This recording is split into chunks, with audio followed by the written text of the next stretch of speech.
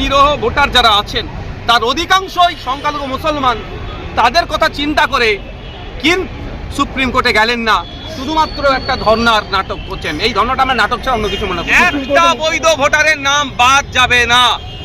আমরা সেই গণনা ফর্ম বিলি করা পর্ব থেকে শুরু করে গণনা ফর্ম সাবমিট করা থেকে লজিক্যাল ডিসক্রিপেন্সি অবধি আমরা ইলেকশন কমিশনকে প্রতিটা সামাজিক কাজের জায়গায় স্বচ্ছ ভোটার লিস্ট তৈরির জন্য সহযোগিতা করেছি। কিন্তু স্বচ্ছ ভোটার লিস্ট তৈরির নামে বিচারপতির নাম অ্যাডজুডিকেশনে চলে আসবে, এটা মানবতন্ত্রকে রক্ষার স্বার্থে, মানুষের ভোটাধিকার রক্ষার স্বার্থে, গণতান্ত্রিক প্রক্রিয়াতে কোনো নাটক না করে যে রাজনৈতিক দলগুলো এই 60 লক্ষ ভোটারের জন্য রাস্তায় নামবে, হয়তো ফিজিক্যালি তাদের সাথে না থাকতে পারলেও মেন্টালি তাদের সাথে আমরা হওয়ার পরে ভোট ঘোষণা করতে হবে। আজকে আমরা যে বিষয় নিয়ে ডেপুটেশন দিচ্ছি তার মধ্যে অন্যতম একটা বিষয় হচ্ছে এটাই যে এই গণতন্ত্রের উৎসবে কোনো মানুষ না ভোটদান থেকে বিরত থাকে।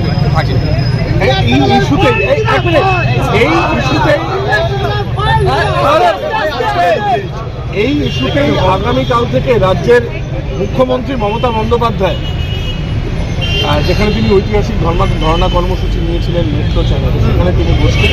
সম্ভবত কালকের পরও বেশ কয়েকদিন বসবেন। তিনি ওখানে ধর্নায় বসেছিলেন রাজীব কুমার সাহেবকে বাঁচানোর জন্য সেন্ট্রাল এজেন্সির হাত থেকে। আর সেই রাজীব কুমার সাহেব আজকেই রাজ্যসভার এমপি মনোনীত হওয়ার জন্য উনি ফর্ম জমা করলেন অ্যাসেম্বলিতে। থেকে বোঝা যাচ্ছে তিনি রাজনৈতিক স্বার্থ চরিতার্থের জন্য বসেছিলেন। তো Mamata Banerjee as a chief minister তার ধর্নায় বসার প্রয়োজন নয়।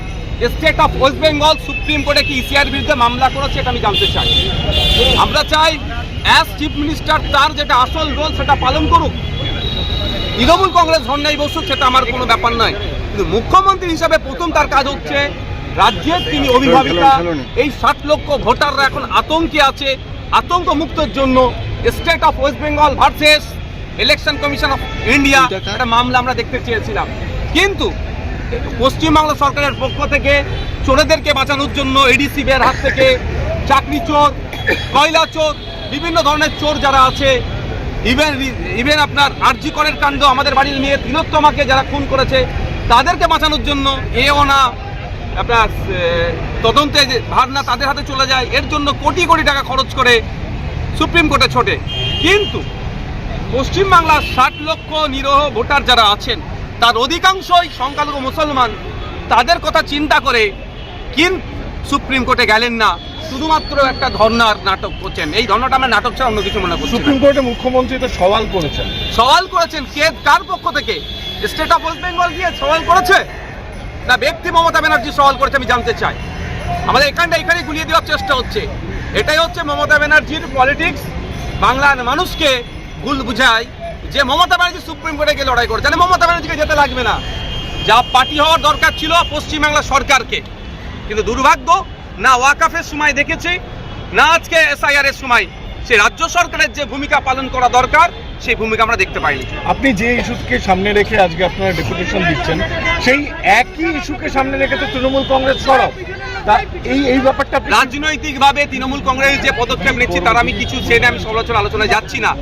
অ্যাজ মুখ্যমন্ত্রী, অ্যাজ চিফ মিনিস্টারের যে ভূমিকা হওয়া দরকার আমরা সেটা লক্ষ্য করছি না, সেটা আমাদের সেটাকে আমরা ভালো পজিটিভ দেখতে পাচ্ছি না। শুধু কি আপনারা ডিসিও অফিস যাবেন নাকি অবস্থানে ওখানে বসে? দেখুন আজকে আমাদের যে প্রোগ্রাম আছে আমরা করব, শুধু এতটুকু বলে যাচ্ছি একটা বৈধ ভোটারের নাম বাদ যাবে না। আমরা সেই গণনা ফর্ম বিলি করা পর্ব থেকে শুরু করে গণনা ফর্ম সাবমিট করা থেকে লজিক্যাল ডিসক্রিপেন্সি অবধি আমরা ইলেকশন কমিশনকে প্রতিটা সামাজিক কাজের জায়গায় স্বচ্ছ ভোটার লিস্ট তৈরির জন্য সহযোগিতা করেছি। কিন্তু স্বচ্ছ ভোটার লিস্ট তৈরির নামে বিচারপতির নাম অ্যাডজুডিকেশনে চলে আসবে, এটা মানব না। স্বচ্ছ ভোটার লিস্ট তৈরির নামে 104 বছর বয়স, স্বাধীন ভারতে প্রথম ভোট যখন শুরু হয়েছিল সেই ভোটে যিনি অংশগ্রহণ করেছেন শেখ ইব্রাহিম, জামালপুরে বাড়ি বর্ধমানের, তার নাম অ্যাডজুডিকেশনে আসবে, এটা আমরা মানব না। ভোট হবে না, তার আগে সমাধান পরে নির্বাচন। আচ্ছা, আমরা দেখছি যে মুখ্যমন্ত্রী রাস্তায় নামার আগেই বামেরা রাস্তায় নেমেছেন মুস্তারি বেগমকে সামনে রেখে। ভালো তো, আইএসএফ প্রত্যেকটা রাজনৈতিক দলকে রাস্তায় থাকতে হবে গণতন্ত্রকে রক্ষার স্বার্থে, মানুষের ভোটাধিকার রক্ষার স্বার্থে, গণতান্ত্রিক প্রক্রিয়াতে কোনো নাটক না করে যে রাজনৈতিক দলগুলো এই 60 লক্ষ ভোটারের জন্য রাস্তায় নামবে, হয়তো ফিজিক্যালি তাদের সাথে না থাকতে পারলেও মেন্টালি তাদের সাথে আমরা সমর্থন করব। তৃণমূলের সঙ্গেও আছে। আমি আপনাকে কি বললাম, নাটক না করে।